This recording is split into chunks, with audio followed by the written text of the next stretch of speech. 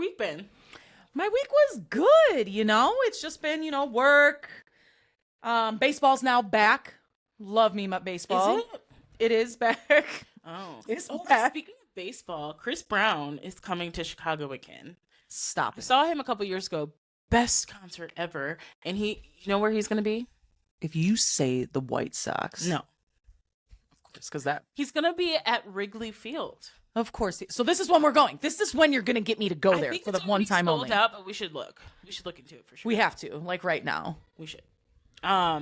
Because that I'd be down for sure. Amazing. He's like one of them guilty pleasures. Mm-hmm. Like everyone's like, Chris Brown, no. And I'm like, first of all, he made so many good bangers. And I love a good performance. Michael Jackson level. Right. Talent. And that's what I'm talking about. You're not just up there with a mic singing, which is incredible. But when you throw in the amount of dancing and the choreography that he's doing. He's so talented. That's talent. Yeah. But also, unfortunately, I'm wearing this shirt for Selena. March 31st was, was her death anniversary. Whose? Selena. Selena's. Mm-hmm. I should have worn my Selena shirt. Which is very sad. Man, damn. R.I.P. Selena. R.I.P. And Aaliyah, another queen. Two queens, Yes. Gone way too soon. Rock the boat. Before their time. But hey, how was your week? My week was good. I went to the Bulls game. Ooh, you know this because I FaceTime you where I was, but we need to talk about when I saw you FaceTiming, so have you ever had that moment when someone's FaceTiming and you're like, do I answer it? What's happening? I don't really get a FaceTime ever. So what am I doing? And I'm like, no, this is my real one. Click. And then she's at the UC on the floor. Yeah. Like I have never had such great seats. And we went, this was an anniversary gift. Our anniversary was in October, but Lindsay's like, okay, we're going to the Bulls game and it's Bulls versus Lakers. It is iconic. It is on my bucket list to watch LeBron play in person before he retires. And you didn't even get to see one James. I know. It was so I know. And so we went and we had the most amazing seats right behind the basket, like literally right there. And it was an amazing experience seeing LeBron. First of all, there's so many LeBron haters, right? Mm-hmm. But I'm telling you, when he comes in the building, everyone's a LeBron glazer. Mm-hmm. Like, it's like... Rightfully so, like... Right? Like, you see, first of all, people just line up, like, the tunnel. People are just there with their cameras. Like, they don't know when he's coming, but they're just waiting. And, like, you just hear... And then, like, everybody's looking over there in the tunnel. He's walking out, and he walks out, and it's like all eyes on him, cameras in his face, and he's so unfazed by it. He just walks out like he had, like, he's like, this just a hood on. Yeah, that's his life. He goes, sits down. He doesn't look at the people. I'm like, there are so many cameras in your face, and he's just like so unfazed by it. Wow. And it's like, it's like amazing watching him. And then he starts to work out and like warm up, and he works the crowd. He's an entertainer also, because when they're like shooting around, he's like dancing. He's doing like dunks. He's like really working the crowd before the giving them a show before the show. You know what I mean? He's like such a celebrity. See, and I love that, because when I was a kid, like, you wanted to go to games early. You know what I mean? Yeah. Like baseball games, you want to go early because they're doing batting practice. You can maybe get a ball, right? Yeah, batting practice. People are coming up, but it's the same thing with basketball. Like, they're there doing all of their drills. Oh yeah. So for them to be able to now, like, kind of just shift things over and then like put on a show like that and just have fun. Like, you're having fun.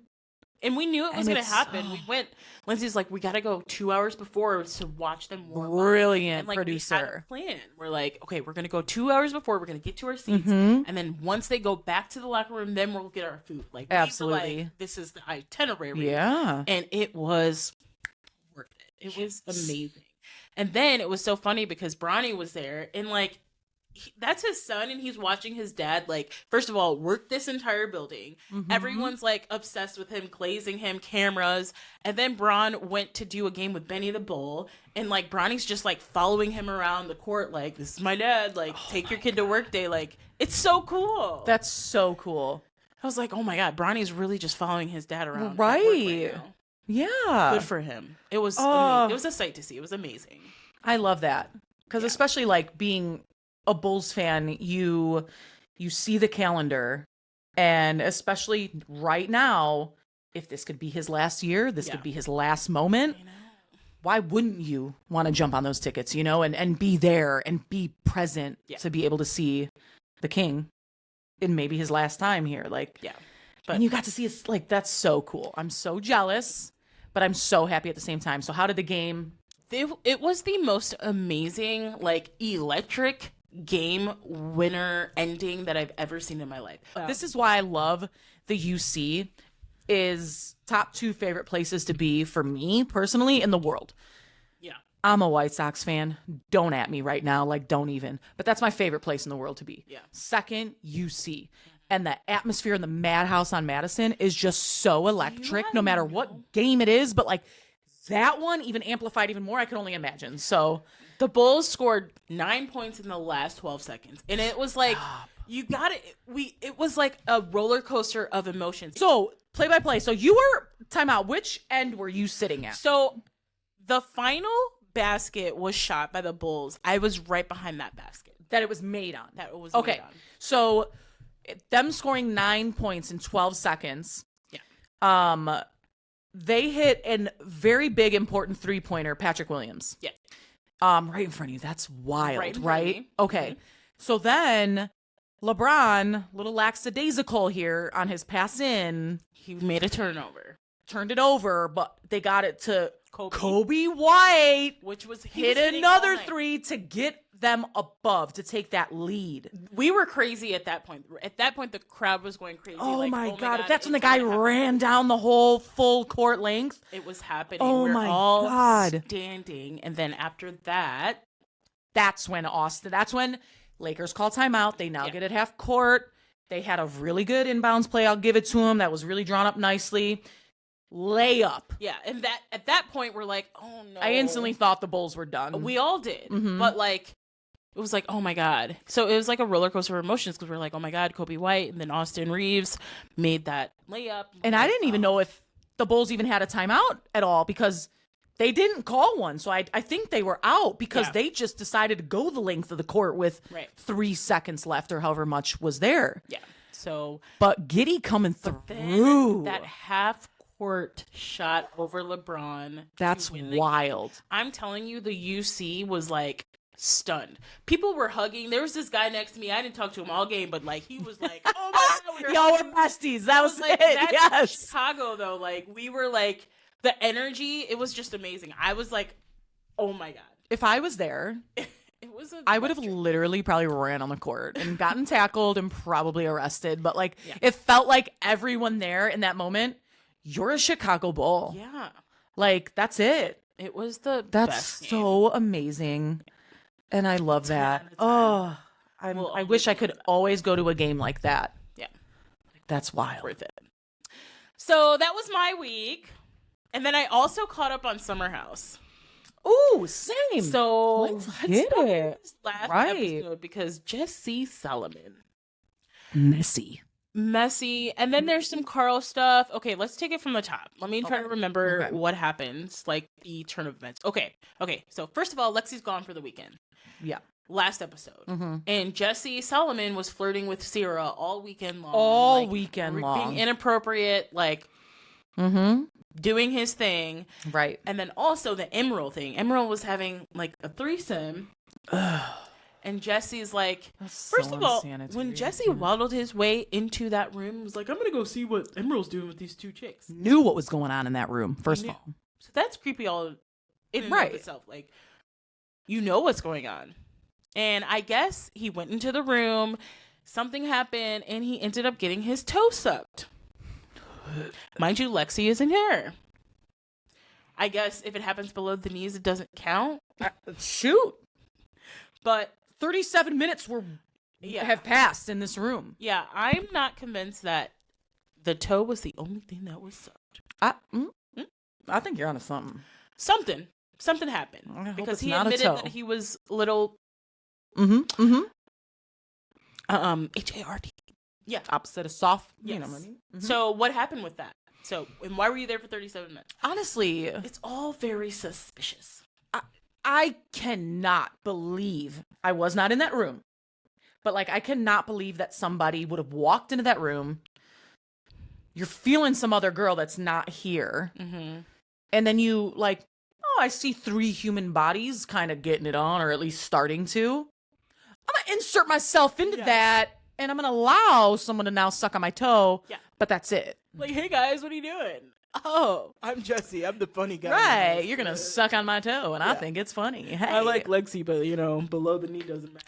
Right. Like, there's no way. Like, Very suspicious. Very. So that was his weekend without Lexi, being all over Sierra. The amount of flirting with Sierra, too, like that, not only the toe sucking thing is a whole other vibe, that's crazy, but the amount of flirting and saying, what did he say? That, like, if... He said, basically, he alluded to the fact that if Wes hadn't called dibs, he said, on Sierra last summer, he would have shot his shot. Unbelievable. Which is like, come on.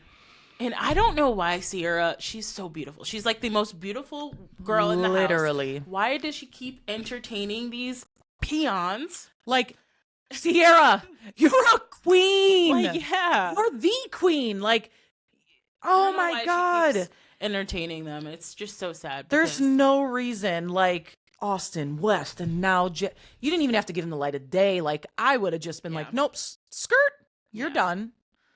And then his, like, when he was laying on her and the floaty and was like saying how turned on he was by her leg. Ugh. Yeah. Ugh. So that was inappropriate. If you're not entertaining the whole Lexi thing, that's not inappropriate whatsoever. Like, you can do whatever you want to do. But when you're starting that, everything you're doing now, wrong. Yeah. So they get back in the city, and him and Lexi go on a little datey date, right? Mm-hmm. And Jesse initiates the conversation of their exclusivity. Ooh. He wants to be exclusive. Mm-hmm. Oh, I've never felt this way, blah, blah, blah. Like, let's be exclusive. Right. Came with flowers. He was the perfect boyfriend. Mm-hmm. Blah, blah, blah. But what I don't like is that was his energy with Lexi. Mm-hmm. So the next weekend when he got back to the house and he was talking to Gabby and Paige and he was like, oh, me and Lexi had the exclusive conversation. And they're like, oh? And he's like, yeah, we're exclusive. And Gabby's like, do you want that? And he's just like, yeah, I do. I mean, no guy would want to be locked down or whatever he said. But it's like the energy he was giving the girls totally shifted. Mm-hmm. He made it sound like Lexi initiated and Lexi was like making him be exclusive. Right. Like as if he didn't want that. Yeah. Now I find it hilarious that when he brings that up to Paige and Gabby, their initial reaction says everything. Like, oh, because if somebody like, I go on dates, your response is always, how did it go? Because you genuinely like care and know that like, okay, is it going to happen? Is it not? Yep. But like, they're just like, oh, it's because he was flirting all week with Sierra. He had that moment with Imrul and that foursome. Like everything that he was showing while Lexi was away. Yeah. Was a completely different guy when she's there. And it's not only that, it's also the way he speaks about Lexi to the girls is like different than when he's with her. When he's with Lexi. 100%. And the girls are like, he doesn't really like her that much. She's kind of crazy. Like, this is a different narrative. So you're exclusive. Did you want that? Yep. And that's not fair to Lexi because it then makes, in this situation, it makes the female then look like she's the crazy one. He's making her look dumb. And that's not fair for her. Not at all. Because she's falling for him quick. And this is what he's doing. And he gets a little caught up. The girls. They call him out. And rightfully so. Gabby and Paige on it. I don't like the whole like, well, maybe we're just not going to entertain it. It's not our business. No.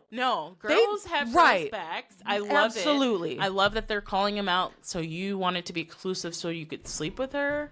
Yes, clock it. And it's kind of ironic that then happened. Yep. Yes. And then when they're playing kickball, first of all, I don't even, because we both are there. We can't.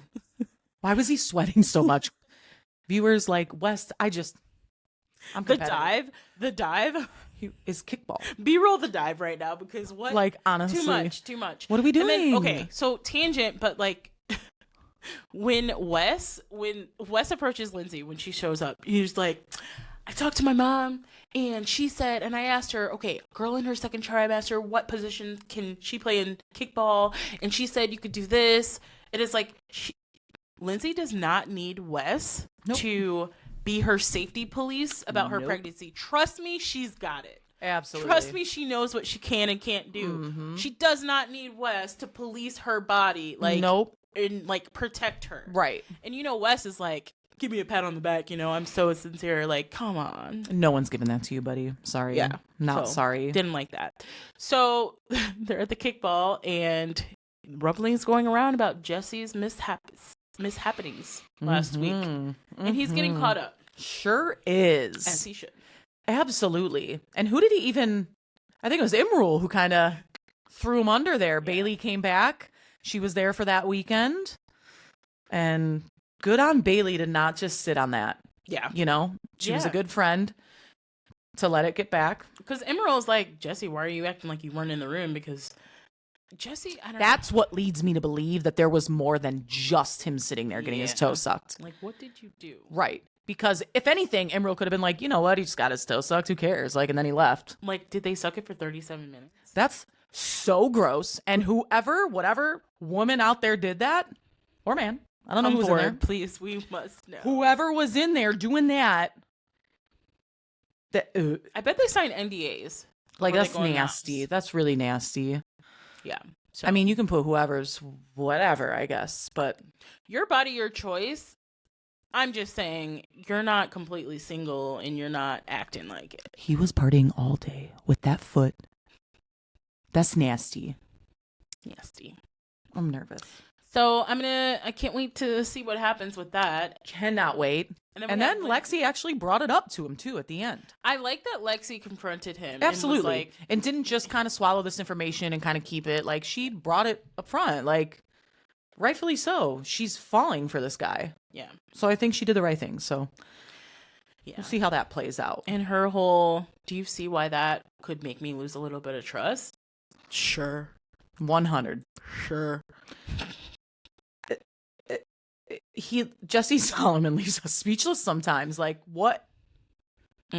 What is happening? I don't know. And I just want to shout out Paige real quick for the ESPY Award of the Year.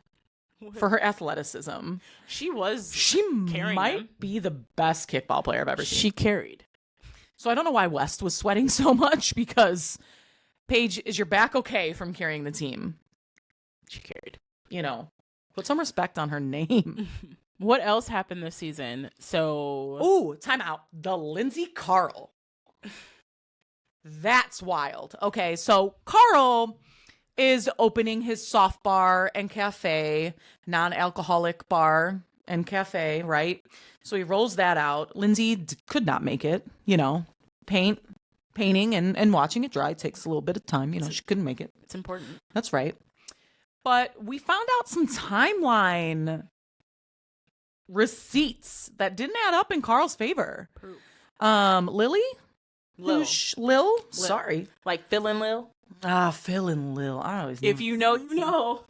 Millennials out there. But Lil, I guess he met her parents a year prior. Mm-hmm. He was engaged. Very much engaged. It was like 2 months before their about to give her his last name. And he was talking to another female. Mm-hmm. She slid in the DMs. A year prior. Mm-hmm. And I love Gabby. Like, first of all, she caught it. I don't know who clocked it, but like when she started talking, Gabby was there. Like, this is Lil, and Gabby like turns to make sure her ear is like crystal getting fed right now. Absolutely. And she's just like listening. I'm like, yes, girl. That's what you do for your friends. Like 100. Get all of it. All of it. She's like, so you met a year ago. Oh, interesting. I just want to make sure I got that right. A year ago? Okay. All right. That's what you're supposed to do. Yes. So the timeline ain't timelining for Carl. And yeah, no, it doesn't matter now. They're broken up, but still. Right. It's the image that he was portraying. Yes. That he was the victim the whole time. Mm-hmm. But meanwhile, You're about to get married. And you're talking to someone before you broke up with Lindsay. And Lindsay hadn't known about it literally until a year later. Yes. And the whole narrative that Carl painted was he went into that breakup conversation with Lindsay trying to fix it. Right. So he didn't plan it. He didn't know they were going to break up. Right. He wanted to fix it. But really, you were talking to someone. Yep. So- And you never let your fiance know about it. Yeah. It's one thing if somebody slid into your DMs and then you wanted to tell your fiance, like, hey, I just want to let you know. Yeah. This person slid into my DMs and they're trying to talk to me. You're being communicative. But like you didn't. You hit it. Yeah. Not No cool. good. No good. Rotten. Soft. Pun intended. I see what you did there. So we'll be watching. We'll be watching from the sidelines. Yes, absolutely. All right. We're going to wrap this up. Thanks for tuning in to this episode. Stay real.